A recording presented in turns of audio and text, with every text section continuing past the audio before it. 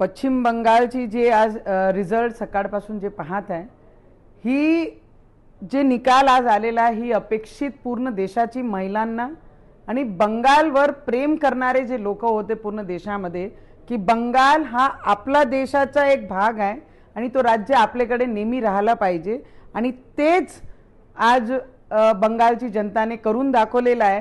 हां, लोक म्हणतात भारतीय जनता पार्टीची खूप मोठी जीत आहे कि एवढे वर्षानंतर ममता बनर्जी का खेला खत्म हो बे और ये खेला खत्म कर दिया बंगाल के लोगों ने। आणि याच पद्धतीने मी मनापासून आमचे देशाचे प्रधानमंत्री मोदीजींचे अभिनंदन करन। लोक म्हणतात मोदी है तो मुमकिन है आणि त्याच पद्धतीने आमचे देशाचे गृहमंत्री ज्यांनी एक स्ट्रॅटेजी बनवली आणि स्ट्रॅटेजी अनुसार त्यांनी इथे काम केला आणि त्याचा निकाल आज जनतानी पूर्ण देशाने पाहिलेला आहे। ममता बॅनर्जीचा अहंकार तुटला।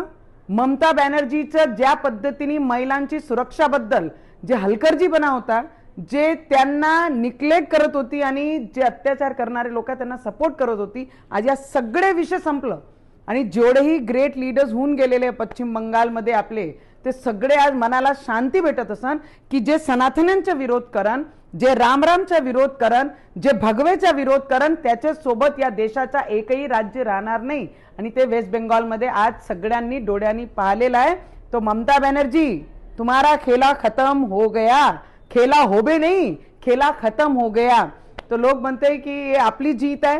यस, ये जीत हमारी नहीं उन उम्मीदों की है जो वेस्ट बंगाल की जनता ने अपनी आंखों में सजाई थी।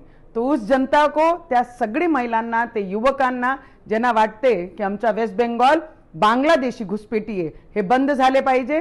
वेस्ट बेंगॉलची महिलांना सुरक्षा भेटली पाहिजे। वेस्ट बेंगॉलचे मजदूरांना मजदूरी भेटली पाहिजे, कामं भेटले पाहिजे, ग्रोथ झाली पाहिजे। या सगळे वेस्ट बेंगॉलची जनताला मनापासून मी अभिनंदन करीन। मोदी जी हैं तो मुमकिन है।